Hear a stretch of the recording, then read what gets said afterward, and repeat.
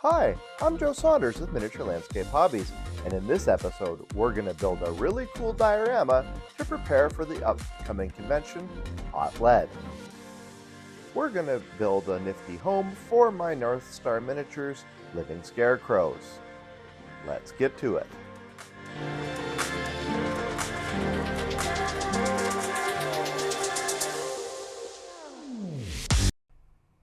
Miniature Landscape Hobbies is proudly supported by these sponsors. It's coming up to convention season, and I've been hard at work preparing for Hot Lead. This year, I'm going to do a silver bayonet scenario, and the stars of the show are these cool living scarecrows by North Star Miniatures. They just ooze character, and they look like suitably evil villains for my intrepid monster hunters to take on. But as excellent as these models are, on their own, they're just not good enough. You see, for some reason, they look a little out of place in my games. Eventually, though, I realized that this was because they needed somewhere to live on my tabletop. This meant that a new piece of terrain was in order. But this wasn't going to be any typical piece of wargaming terrain. I wanted it to stand out on its own as a diorama. I've not covered any terrain or diorama builds on my channel for quite a while, so I wanted to use this as an excuse to pull out all the stops and make a suitable centerpiece for this year at Hot Lead. This piece needed to be suitably dramatic to fit in on my current Napoleonic Peninsular War table, and also have plenty of visual interest, and really, I just wanted it to turn some heads. Fortunately, this is the sort of thing I enjoy, so I was up to the challenge. After some pondering, I realized that since I had a pumpkin-head scarecrow, he would obviously need a pumpkin patch to live in. So, with some cool silver bayonet models as an inspiration, and a wargaming scenario in place, it was time to get to work. Miniature Landscape Hobbies is committed to bringing its viewers the best in miniature building content. I would really appreciate it if you would consider helping the channel in one of two ways. The first way is to leave a one-time donation by making a super thanks comment. The other is by considering joining our Patreon. Our Patreon community is growing all the time, and it offers tons of perks. Thanks for your time, and now back to the episode. To start with, I began by 3D printing a bunch of cool stuff. A lot of fences, a scarecrow, and other miscellaneous tools and items you might find in a pumpkin patch. A haunted pumpkin patch. I had a piece of MDF already cut out from other projects, and at 16 centimeters by 25 centimeters, it was a perfect footprint to build on. Putting my various parts on the MDF, I mapped out loosely where I wanted everything to go. I knew I wanted to build a shed in the patch, so I ruled out rough dimensions for it on the MDF surface as well. I wanted to keep the layout straight for the fence, so I numbered the parts so when I put it all back together, everything would go just where I wanted it. Now this was finished, so I removed my 3D printed parts, and I glued them all to balsa wood strips to mount them for painting. And then, after this was finished, I primed everything dark gray. Turning my attention back to the pumpkin patch, I cut a piece of foam core to fit the area I had ruled out inside the fence. I also cut it so that the space for the shed was empty. Because I needed to shape this foam core, I peeled the top layer of paper off of it and glued this to the top of the MDF base. With sandpaper, I then tapered the surface down to be flush with where the fence was to go. I could now get down to work on the shed. I started by using the dimensions ruled on the base to cut out 4 walls from foam core. I cut windows and doors and a floor section at the same time.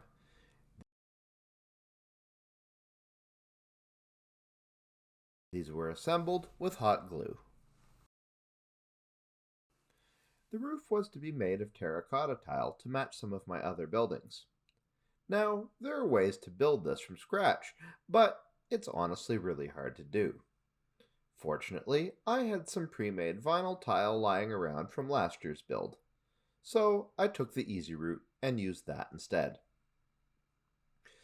4 flat walls on their own don't build much visual interest, so I cut 4 pillars from foam core. More textures were needed on the shed, so I figured the pillars could be made from exposed stonework. To do this, peel the paper off the foam core, exposing the foam underneath. Using a scribe, I then sculpted individual bricks into the surface of the pillars and rolled a ball of tinfoil on each one to transfer some stone-like texture straight into the foam. This then was all finished by being hot glued to the edges of the shed itself. The windows needed sills, so I grabbed a couple of small rectangles of the ever so useful cork and glued these in place. Lastly, square balsa dowels were glued on the top to suggest exposed rafter beams. Now I almost had a finished shed on my hands, but the walls were just too plain. To make a stucco texture on them, I got out plastic filler putty and stippled it on with a ratty coarse bristle brush. When the texture was all applied, the brush was toast, and it got thrown out.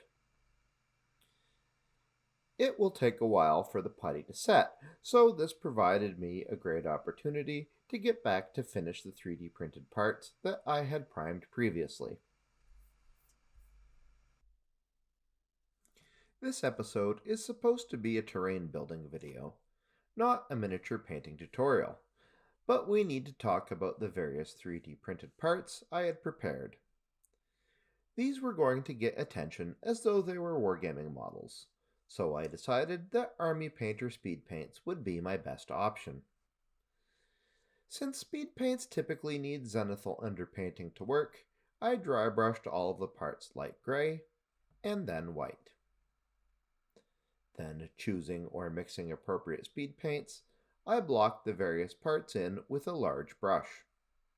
The fence got a coat of brownish decay. The scarecrow's pants were treated with pallid bone. The pumpkins got a 50-50 mix of zealot yellow and crusader flesh, and so forth. One thing to note is that though I love speed paints, I don't think they perform exactly as advertised. They're supposed to be a one-coat solution, but I find this is a little optimistic. I think they provide a super base layer and midtone all at once, but I feel they can always benefit from a couple highlights. Most of the time, these were made by taking the speed paint I use for the foundation and mix it with a lighter regular acrylic paint. So for the pumpkins, I used a drop of the orange speed paint mix that I made previously and added some light yellow to it. I thought this created a really good highlight. Eventually, all of the 3D print parts were done, so it was time to get back to the shed. It needed to be primed, and my favorite way to do this on foam core is by brushing it down with black paint mixed with Mod Podge and a little water. This makes an awesome primer to help paint adhere to stubborn surfaces, and the adhesive and sealant properties of Mod Podge adds extra strength to the foam components. When the priming was dry, I started work on the shed by airbrushing it with aged white. I didn't give it an even coat. Instead, I sprayed it in lighter passes as I got into the shadowy areas around the pillars. The terracotta tiles were treated in a similar way, but with armor brown. Next, the stone pillars were dry brushed in shades of gray, going from light to dark. Once the armor brown was dry on the roof, the tiles were dry brushed with Calvary brown, light rust, and then they are finished with a very light dry brush of rose brown. This was focused towards the edges of the roof line. The stucco on the shed had pretty convincing depth to it from all the dry brush work, but the contrast could be pushed up just a bit more, so I brushed on some ivory white. Now the shed was looking good, but it was honestly just a bit too pristine. It lacked the variation of color you naturally see in stonework, and of course the general effects of weathering were absent as well. Fortunately, there's an easy way to handle this: weathering pencils. Grabbing various green, earth, and rust tones, I wet the tip of each pencil and applied a variety of colors. Splotches of browns and buffs, as well as rust, went on the stones, and patches of green and brown smears went on the stucco. After these spots were at least partially dried, I took out a damp paintbrush and blended my work into the surface. Some spots I made the blends subtle, and in others I made them more bold and obvious. This helped introduce some visually interesting variety to the shed, but as is common with work that relies heavily on dry brushing, a lot of the definition got washed out. Because of this, some lining in was now in order. I started by thinning black acrylic ink with airbrush flow improver. Then with a fine brush went in and picked out the crevices between the stones and any dark shadowy areas on the shed. At this time I also lined in the scarecrow too. Now the purpose of this project was not just to make an awesome diorama, but also create cool wargaming terrain too. Because of this, I would need to make certain elements, namely the pumpkins and scarecrow, removable so that models could be easily placed in the pumpkin patch during gameplay. To do this, I decided to make these pieces sit in sockets built into the garden surface in such a way that they could be removed for easier access. To manage this, I placed the individual models on the foam surface and cut around them with a knife. I then peeled this piece of foam out and with sandpaper sanded it down so that it was shallower than the hole it came out of in the first place. Then, taking the piece, I glued it back into the corresponding hole it came out of, creating a socket the same shape as the model that would sit in it. With this finished, now I could get out the hot glue and fasten down the fences following the numbered guide I made before. Also, I could finally glue the shed in place. Here and there, I took out some cut-offs of pink insulation foam and glued this down to suggest rocks being scattered about. Laying down the grit was the next logical step. Mixing Mod Podge with black acrylic paint, I applied this thickly over the surface on the model, being careful not to overlap the parts I had already painted. This was sprinkled with a mixture of sandbox sand, clean kitty litter, and railway talus. I did this in patches, advancing over the surface of the whole diorama. Once the grit was covering the ground, I took out my airbrush and blew the excess off the base. To help create a firm bond, I took out more Mod Podge mixed with black paint, watered it down until it flowed freely, and added a splash of rubbing alcohol to this. Using a pipette, I spread this mixture onto the grit. This process is referred to as the rubbing alcohol method, and this is commonly done by model builders and railroad enthusiasts. It is really about the best way to get a strong bond on your grit. The rubbing alcohol itself reduces the surface tension of the mix, allowing it to penetrate deeply between the grains of grit. While this was all still wet, I pulled the individual pieces out of their sockets. Then I set all this aside to dry overnight. By the next day, the grit was firmly set, and I could start on the groundwork. First, I carefully dry brushed the dirt with dark brown, then worked my way up through several layers of tans and beiges. At this time, the foam rocks I glued down got dry brushed several increasingly lighter shades of gray as well. The small details I painted earlier could now be superglued in place.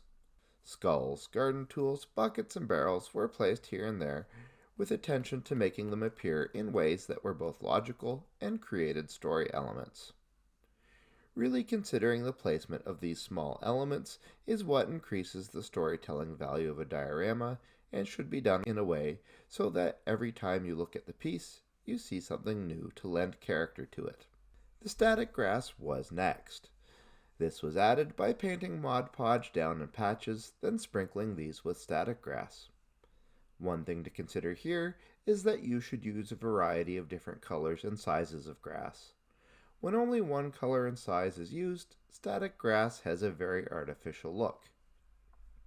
I had an extra seafoam tree left over from another project, so it got glued in a corner. Seafoam branches look great, but they're pretty delicate for wargaming, so I made sure the tree was placed where it would be visible, but out of the action. I keep a variety of grass tufts and lichens on hand at all times, and these were now glued down in logical spots to enhance the variety of plant life. I also used some artificial vines to adorn the pumpkins. One last step was required for the greenery: deadfall and leaves. This step adds a ton of detail and realism, but it's ridiculously easy to do. First, I sprayed the model down with cheap hairspray. Then I went to my kitchen pantry, got out some dried oregano, and sprinkled it on the model. This was then followed up by another spritz of hairspray to hold everything in place. The construction was now complete, so I gave the entire model a few coats of matte varnish to reduce the shine of the paints, increase durability, and help fasten down the elements that much more. And with this, the project was done. Now I had a cool haunted pumpkin patch ready for the games table and hot lead. The details and elements of this piece made it more of a diorama than wargaming terrain. Everywhere you look, there's an interesting detail that helps tell a story to the viewer and draws them in that much deeper. Despite this, the logical placement of the elements and removable parts makes it easy to move your models around in the terrain to provide a visually compelling environment for my silver bayonet models to hunt down the forces of evil. Now that this project is finished though, I still have to go back to my painting table, because there's still more cool terrain and models to be prepared for hot lead. If you're in southern Ontario, the weekend of March 22nd to the 24th, be sure to drop by the convention in Stratford and check it all out. You won't be disappointed. If you'd like to learn more about building wargaming in diorama hills, please watch this video, or consider watching this other video instead. Thanks for watching, see you next time, and as always, remember to keep building life in miniature.